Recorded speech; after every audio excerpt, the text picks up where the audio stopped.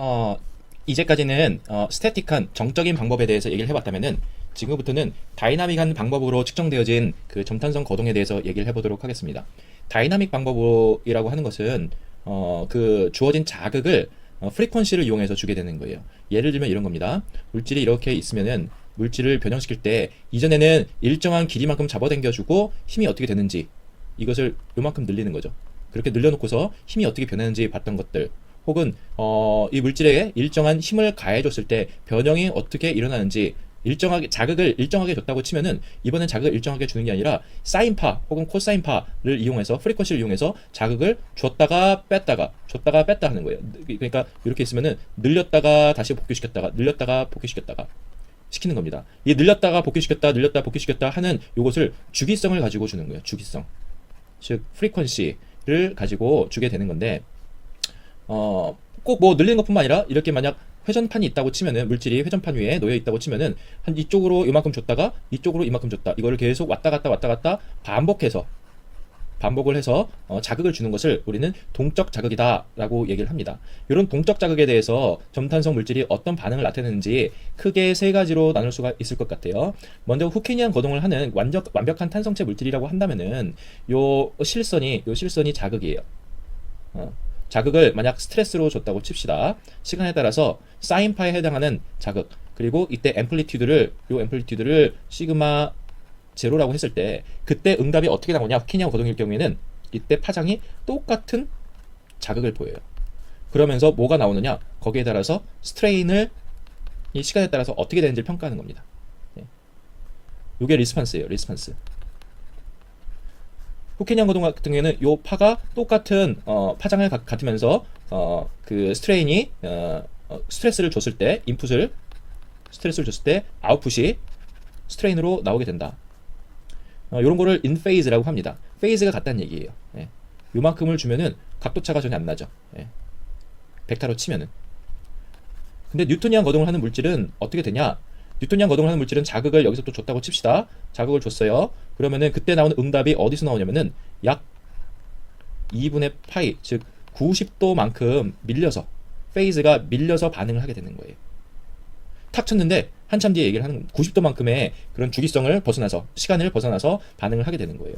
각도로 치면은 이렇게 되니까 이런 방향으로 자극을 줬는데 응답은 이 자극에 대한 90도의 방향으로 응답이 나오게 되니까 이 자극의 이쪽 방향에 대한 자극이 하나도 생기질 않는 거죠. 하나도 고려가 되지 않는 새로운 상쇄된 방향의 응답이 나오는 거예요. 요거를 out of phase라고 합니다. out of phase, 완벽하게 벗어났다. 그러면은 비스코 일라스틱한 머티리얼은 어떻게 되느냐? 비스코 일라스틱한 머티리얼은 그 0에서 후케니안 거동하는 것이 똑같은 각도를 갖는다고 했으니까 0의 페이즈를 가지고 있고, 그리고 뉴토니안 거동은 90도의 페이즈를 갖는다고 했으니까 그 사이에서, 여기가 90도라고 칠게요. 2분의 파이. 요 사이만큼 차이가 나는, 각도로 치면은 요 정도 차이가 나는, 그걸 델타라고 표현을 하겠습니다. 델타만큼 차이가 나는 응답을 보이게 되는 겁니다. 그러면은 이 델타 E에서 원래 페이즈에 대한 것은 요만큼이고, 그리고 90도 페이즈에 대한 것은 요만큼, 벡터로 치면은 새롭게 형성된 그런 자극을 보이게 되는 그런 응답을 보이게 되는 거죠. 그러면은 요 밀려나는 요 델타 값 있죠. 요 델타 값. 델타 값이 2분의 파이에 가깝냐, 0에 가깝냐에 따라서 0에 가깝다면은 후케니안 거동에 가까운, 즉 일라스틱한 머티리얼에 가까운 그런 능력을 가지고 있다라고 생각할 수 있을 것이고, 그리고 요게 2분의 파이만큼 밀려난 것에 가깝다고 하면은 뉴토니안 거동, 즉 점성 거동에 좀 더 충실한 머티리얼이다라고 이야기를 할 수 있을 것 같아요. 그리고 그 정도를, 일라스틱한 정도와 비스커스한 정도를 이렇게 두 개로 나눠서 이 위에서 보면은 자극을 시그마로 줬죠? 그러면은 시그마에 대한 새로운 요만큼의 값과, 그리고 요만큼 그 시그마에 대한 값이 그대로 보존되는 요 양과, 새롭게 시그마에 대해서 완벽하게 90도로 벗어나는 그 양의 비율, 요 양의 비율로 통해서 우리가 물질의 그 비스코 일라스틱한 정도를 알 수 있는데, 이 값을 나타내는 게 뭐다? 일라스틱한 프로퍼티는 G' 혹은 E'으로 표현하고, 비스코스한 머티리얼은 E 더블 프라임 혹은 G 더블 프라임 혹은 E 더블 프라임으로 표현한다 라고 예전에 글래스 머티리얼 얘기할 때 한번 이야기한 적이 있는 것 같습니다. 그럼 G' 값과 G 더블 프라임 값이 왜 일라스틱한 거동을 보이는 것이고 왜 점성을 보이는 거동에 대한 것을 표현할 수 있는지 한번 수식적으로 한번 얘기를 해보려고 해요. 먼저 스트레스를 그 스트레인을 인풋으로 주고요. 이게 자극이에요. 그리고 스트레스를 응답으로 받는 그런 시스템에 대해서 얘기를 해보겠습니다. 자, 여기가 시작점이에요. 여기 시작점이고 자극으로서 스트레인을 먼저 딱 주기 시작하면 변형이 일어나기 시작하면은 이미 변형이 일어나자마자 시그마 응력은 발생하기 시작합니다. 예, 그래서 이것을 개형을 그리게 되면은 델타 차이가 요만큼 나는 것을 알 수가 있을 거예요. 반대로 뒤에 그려져 있긴 하지만은 뒤에 없네요. 반대로 시그마 즉 스트레스를 자극으로 놓고 스트레인을 응답으로 주는 경우 스트레스를 다음과 같이 자극을 줬다고 칩시다. 그랬을 때 스트레인에 대한 응답은 어떻게 나오느냐? 힘은 좋지만은 늘어나는 것은 지연돼서 비스코스한 특성 때문에 지연돼서 나타날 거예요. 그렇죠? 그래서 그거보다 약간 더 뒤로 밀려서 델타만큼 뒤로가 아니라 요 앞으로 밀려서 스트레인이 발생하기 시작할 겁니다. 자, 그러면은 여기가 기준점이고 뒤로 밀린다고 했으니까 만약에 우리가 스트레인을 즉 자극을 요런 사인파에 그리고 요 초기 자극에 대한 앰플리튜드는 감마 제로로 해서 계속 프리퀀시를 줘가면서 흔들어줬다고 생각해 볼게요. 이때 오메가라고 하는 것은 각속도예요. 각속도. 앵귤라 프리퀀시라고 앵귤라 디스코 벨로시티라고 얘기합니다.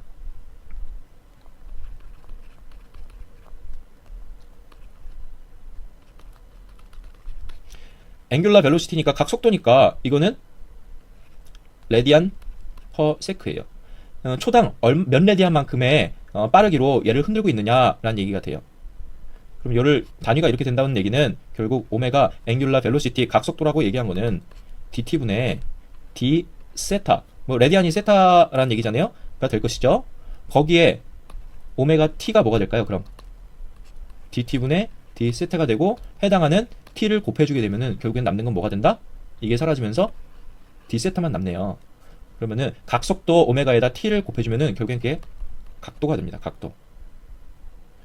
사람들이 많이 밝혀낸 것 중에는 앵귤라 프리퀀시 라고 하는 것은 요거는 프리퀀시니까 주기죠.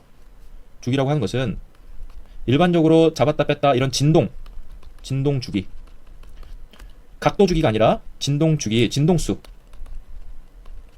즉 헐츠로 표현될 수는 진동수랑 2파이분의 오메가의 관계를 가지고 있다. 즉 오메가라고 하는 것은 2파이 f의 값으로 나타낼 수 있다 라고 얘기를 합니다. 그러면 2파이 f 그리고 요게 뭐예요? 이것도 2파이가 곱해졌네요. 그렇죠? 그 오메가를 2파이로 나누게 되면은 파이라고 하는 건 각도잖아요.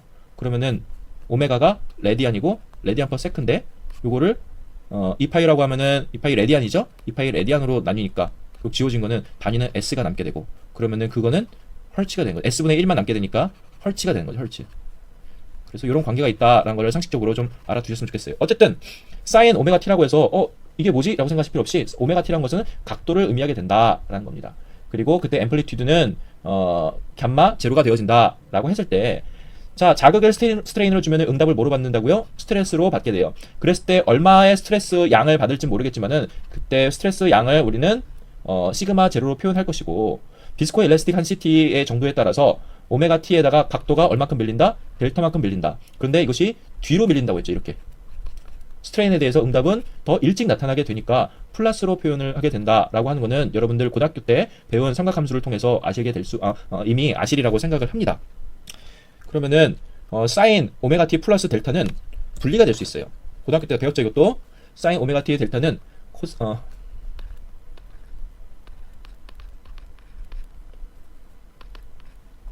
사인 오메가 t 곱하기 코사인 델타 플러스 코사인 오메가 t 곱하기 사인 델타가 된다고 얘기를 이미 배운 바 있죠. 거기에 뭐가 있다? 시그마 제로가 있으면 여기도 시그마 제로, 여기도 시그마 제로가 있겠네요. 그게 바로 요식이 됩니다. 예, 순서만 뒤에 바뀌었어요. 순서만. 여기 순서만. 그러면은 시그마 제로 곱하기 코사인 델타 곱하기 사인 오메가 t 항이 나오게 되고 두 번째 항은 시그마 제로 곱하기 사인 델타 곱하기 코사인 오메가 t 항이 나오게 되네요. 자, 이 항 사인 오메가 t 앞에서 자극으로서 그때 준 자극의 프리퀀시가 어떻게 돼요? 사인 오메가 t의 자극을 줬잖아요. 그러면은 같은 페이스네요, 이거는. 그쵸? 즉 자극과 같은 페이스의 항이 되는 것이고, 요 1번 항은. 자, 2번 항은 코사인 오메가 t네요. 코사인 오메가 t는 뭐예요? 사실상 사인 오메가 t 플러스 90도 2분의 파이 2분의 파이가 코사인 오메가 t가 된다는 거 여러분들 다들 알고 계시죠? 그쵸? 이 얘기는 뭐예요? 원래 준 자극 사인 오메가 t에서 2분의 파이만큼 밀려나는 거네요. 2분의 파이만큼 밀려났다는 얘기는 완벽하게 아웃 오브 페이즈, 즉 앞에서 봤던 비스코스한, 즉 뉴토니안 거동을 나타내는 그런 항이란 얘기인 거예요. 2분의 파이만큼 밀려났다는 얘기는. 그럼 이거는 자극의 90도로, 즉 아웃 오브 페이즈, 원래 자극을 완벽하게 잃어버린 그런 페이즈에 대한 응답이 항이 될 거예요. 이 항은.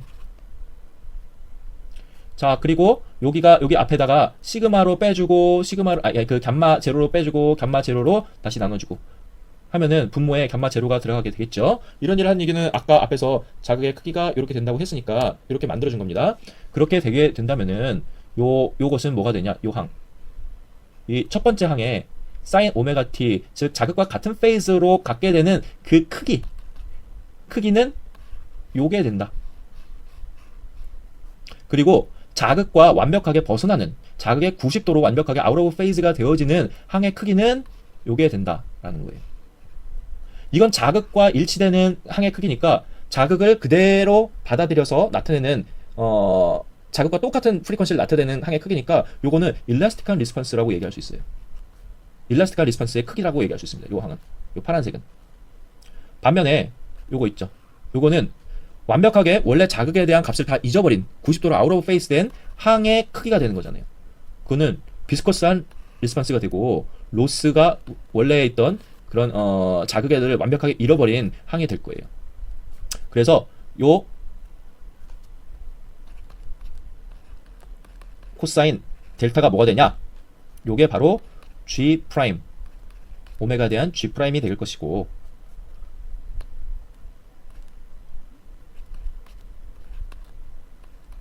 사인 델타 크기가 뭐가 되냐?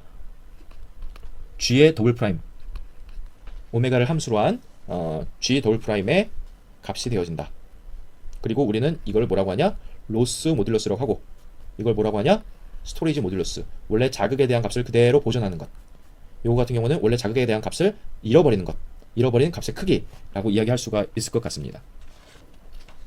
그러면은 그것을 복잡하게 쓰지 않고 G'과 G 더블 프라임으로 이렇게 표현이 가능하면은 우리가 스트레인을 줘가지고 얻은 스트레스에 대한 응답은 이 식으로 풀어질 수가 있겠다라는 거예요. 그럼 비스코스한 정도에 따라 비스코 일라스틱한 정도에서 일라스틱한 정도가 크면은 요 값이 굉장히 크게 나올 수 있을 것이고, 요 값이 뭐 상대적으로 작게 나올 수 있을 것이고, 뭐 이런 예측을 해볼 수가 있겠죠. 좀 더 일라스틱한 물질에 있어서는 G 프라임 값이 좀 더 클 수 있겠다라고 우리가 예측을 해볼 수가 있을 거예요. 자, 만약에 완벽하게 후케니안 혹은 완벽하게 뉴토니안, 비스코스하고 일라스틱한 그런 머티리얼에 대해서 다음과 같은 G 프라임과 G 더블 프라임을 이런 자극, 동적 자극을 주게 된다면은 그때는 어떤 일이 벌어지느냐? 자, 이때 자극을 감마 제로 사인 오메가 t로 줬죠. 후케니안 거동을 한다는 얘기는 이렇게 표현된다고 얘기했습니다. 그렇죠? 이 감마가 뭐예요? 요게 될 수 있죠. 그렇죠? 네. 그래서 요 식은 시그마는 G 그대로 써주고요. 감마 제로 사인 오메가 t로 표현이 가능할 거예요. 그럼 이 식하고 비교를 해봤을 때 어느 부분에 해당합니까? 사인 오메가 t 부분에 해당하죠. 코사인 오메가 t 있어요? 없어요. 그렇죠?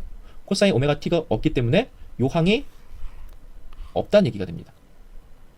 그러면은 G 완벽하게 후케니안 거동하는 멀티리얼의 경우에는 G 더블 프라임이 0이다. 로스 앵글이 나오지 않는다. 즉 델타가 제로다 라고 이야기할 수 있을 겁니다. 탄 델타가 로스 앵글이 제로다 라고 얘기할 수 있어요. 그러면은 G 프라임 값은 얼마가 됩니까? 네, 요 식이 앞에 빠지고 그 두 번째 요게 G 프라임이었죠? 그럼 요게 해당하는 요 값이 G 프라임입니다. 원래 후케니안 거동을 하고 있는 물체의 탄성률 자체가 탄성 모듈러스 자체가 그냥 G 프라임이 되겠네요. 그래서 후케니안 거동하는 물질에 대해서 동적 자극을 줘가지고 실험을 하게 되면은 비스코스한 그런 에너지에 대한 없어져 버리잖아요. 에너지가 디시페이션 되는 그런 것들이 나타나지 않게 됩니다. 반면에 뉴토니안 플로우를 하고 있는 머티리얼을 생각해 볼게요. 뉴토니안 플로우를 하게 되면은 시그마는 이타 곱하기 요게 된다고 했습니다. 요거는 이타 곱하기 dt분의 d 감마가 된다고 했어요. 자, dt분의 d 감마가 뭐예요? 감마가 이거니까 얘를 미분하면은 dt분의 d 감마가 되겠죠. 그럼 얘 미분하면 뭐가 됩니까? 감마 제로 그대로 쓰고, 자, 요 안에 오메가 t에 대해서 미분을 해서 밖으로 빼죠. 그럼 남는 거는 오메가가 밖으로 나오고, 사인은 뭐로 바뀐다? 코사인으로 바뀐다. 코사인 오메가 t가 되어지겠죠. 그러면은 이 식에다가 이거를 그대로 넣게 되면은 요거 앞으로 빼고 감마 오메가 코사인 오메가 t가 돼요. 요게 뭐라고요? 로스에 대한 항을 나타낸다고 했잖아요. 그리고 이 뉴토니안 거동은 사인 오메가 t에 대한 항이 있어요? 없었죠. 그러면은 G 프라임 값은 0이다 라는 얘기가 돼요. 일라스틱한 프로퍼티가 전혀 없다 라고 얘기할 수가 있습니다. 그리고 요거는 원래 앞에 이렇게 있는 거니까 요게 뭐가 될까요? 요게 바로 G 더블 프라임이 돼요. 프리퀀시에 대한 로스 모듈러스. 로스 앵글이 90도가 되기 때문에 이때는 에너지 스토리지가 전혀 없는 그런 뉴토니안 거동을 아주 잘 모사할 수가 있겠다. 여러분 아시다시피 사인 함수 같은 경우는 복소수 함수로 바꿔줄 수가 있습니다. 그래서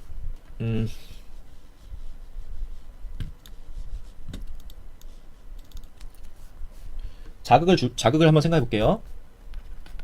자극을 줬을 때 복소 함수니까 이렇게 표현하고, 그랬을 때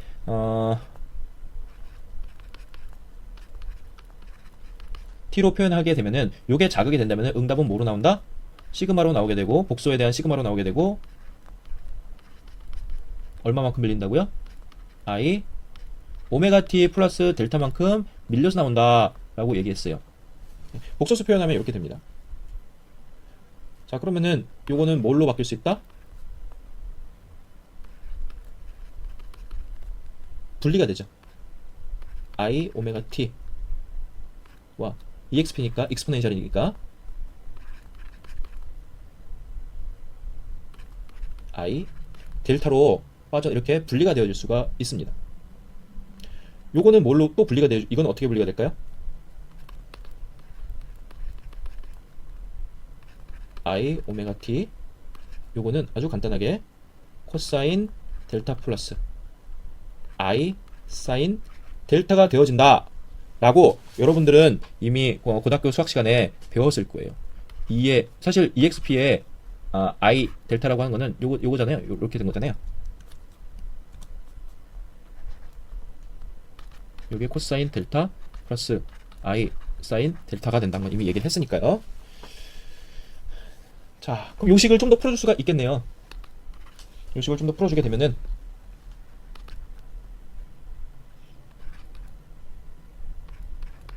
코사인에 해당하는 거, 코사인 델타 앞으로 빼내고 exp iwt 더하기 제로, 그 다음에 사인 델타를 앞으로 빼주고 exp i 오메가 wt가 아니라 오메가죠. wt가 되겠네요. 자, 우리가 자극을 뭘로 줬습니까? 요걸로 줬죠. 요걸로 줬는데 이것을 실수부와 허수부로 이렇게 나눌 수가 있네요. 허수부. 그러면은 요거는 페이즈가 일치하는 것이고요. 요거는 허수부는 페이즈가 일치하지 않는, 즉 리얼한 거. 이게 실수죠. 그리고 이미지네이션, 이미지너리 한 허수부. 허수부에 대한 항이 이렇게 되겠죠. 여기가 90도고. 그렇죠? 각각 실수부에 대한 값과 허수부에 대한 값이 이렇게 빠져나올 수 있습니다. 아까 앞에 했던 것처럼 감마 제로 요거를 빼내게 되면은 감마 제로분의 시그마 제로 코사인 델타 exp i 오메가 t 더하기 감마 제로분의 시그마 제로 사인 델타 i exp i 오메가 t 로 구분될 수 있고, 요게 실수부고 요게 허수부라고 얘기했으니까 실수부에 해당하는 요 값이 뭐가 된다?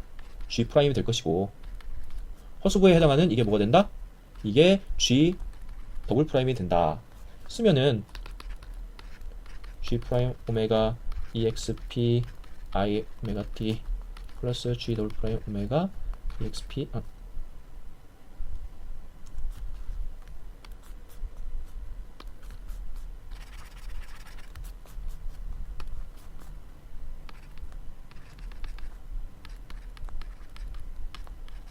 t로 해석이 되어질 수 있다 라는 거예요.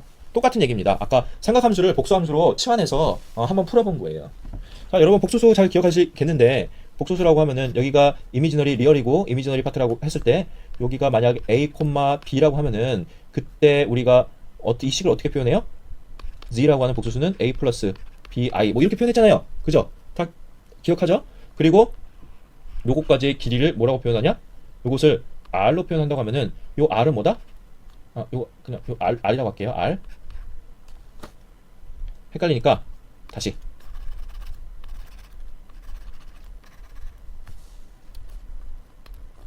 이게 실수고 이게 허수라고 하면은 요 길이, 이 길이가 뭐가 됩니까? 길이는 그 피타고라스 정리에 의해서 요게 된다는 것도 너무 잘 알게 되죠.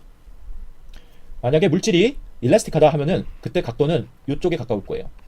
물질이 소프트하고 비스코스하다 하면은 요 허수부에 가까운 델타 값을 가지게 될 겁니다. 요 델타가 이 방향을 정하는 A 값과 B를 정하는데 매우 중요한 역할을 하겠죠. 그러면 이 실수부가 뭐가 되냐? 그게 G 프라임이 되겠고 요게 G 더블 프라임이 된다라는 거예요.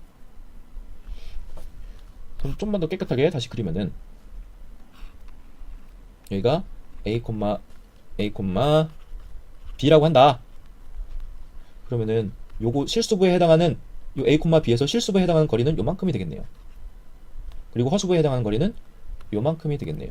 요만큼의 길이, 여기가 A고 B지만은 사실상 이거는 각도로 표현이 가능하겠죠? 델타로 표현한다면은 여기가 감마예요. 그럼 요 길이 A는 뭐가 될까요? A는 감마, R 요 길이 곱하기, 그렇죠, 코사인 델타가 되는 거예요. 이거분의 이거. B는 뭐가 돼요? 그렇죠, R 곱하기 사인 델타가 되겠죠. 그러면은 요 R 값이 뭐를 의미하느냐? R 값이 요 두 개를 더한 값이, 곱한 값이 된다고 했으니까 이거를 G 프라임으로 생각하고 이걸 G 더블 프라임으로 생각한다고 했을 때 요 코사인 델타, 그리고 앞에 뭐가 있어요? 요거 R0분의 시그마 제로, 그게 뭐에 해당한다? 요 R에 해당한다. 요게 G 프라임이 되니까. 여기 사인 델타 요 부분이 뭐에 해당한다? 요 R에 해당한다. 사인 델타 요게 G 더블 프라임이 되니까. 그러면은 이렇게 해석할 수 있겠네요. 복수함수적으로 생각을 해볼 때 R이라고 한 거는 이렇게 된다고 했으니까 요거는 R은 루트 G 프라임의 제곱 플러스 G 더블 프라임의 제곱으로 표현할 수 있겠고, 그게 뭐다? 요게 된다. 그럼 요 길이는 결국에는 R0분의 시그마 제로가 요 길이가 된다. 앰플리튜드가 되는 거예요. 앰플리튜드. 요 크기 자체가 되는 거예요. 그 내용을 쭉 조금씩 여러분께 정리해서 소개시켜 드린 게 바로 요겁니다. 네. 컴플렉스를 통해서 요 길이가 뭐가 된다? R0분의 감마 제로분의 시그마 제로. 초기 변형, 요거는 초기 응력. 이 식을 다시 한번 백을 해볼게요. 이 식을 다시 한번 백을 해보면은 아까 응답으로 나온 값이 이렇게 된다라고 얘기를 했습니다. 그죠? 그러면은 요 G'이라고 했던 거는 아까 앞에서 요게 G'이라고 했어요. 감마 제로분의 시그마 제로 곱하기 코사인 델타.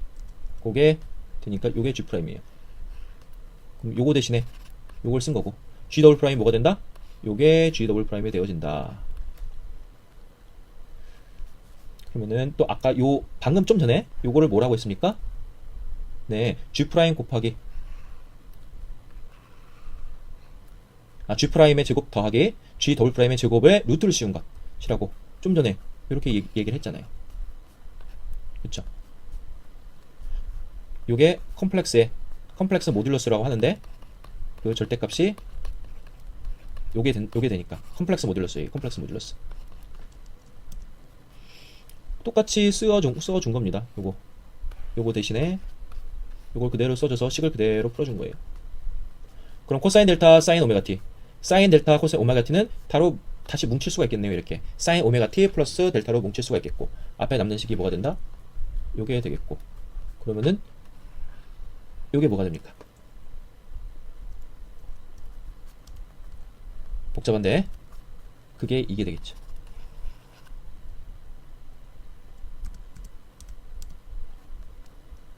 요게 응력이 되는 거예요. 응력.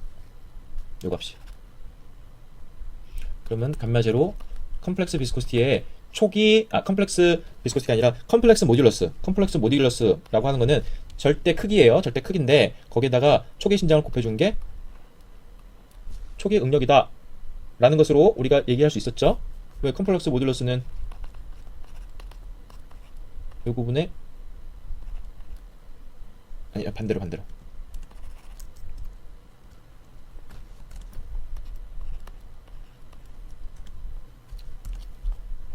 이게 지금 된다니까 이게 넘기면 되는 거잖아요. 그렇죠. 그럼 요게 응력이 되니까 아까 앞에서 감마를 빼준 것 이유 없이 감마를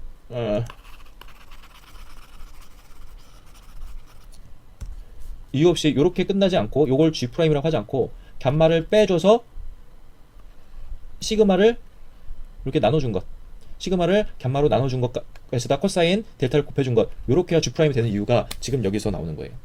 지금 여기서 어쨌든 이런 상관관계를 가지고 있다라고 생각을 해보시면 될 것 같아요. 지금까지는 그 스트레인을 주고 스트레스를 받는 것을 했는데 이런 것도 돼요. 스트레스를 주고요. 이게 자극이고요.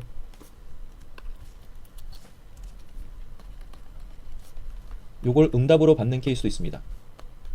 그렇게 되면은 그때는 G가 아니라 스트레인을 응답으로 받았잖아요.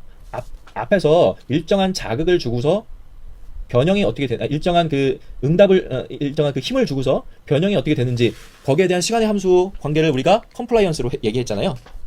그래서 스트레스를 인풋으로 주는 경우에는 그래서 스트레인을 받는 경우에라고 해요. 주는 스트레인 레이트는 눈여겨보시면 될 것 같습니다.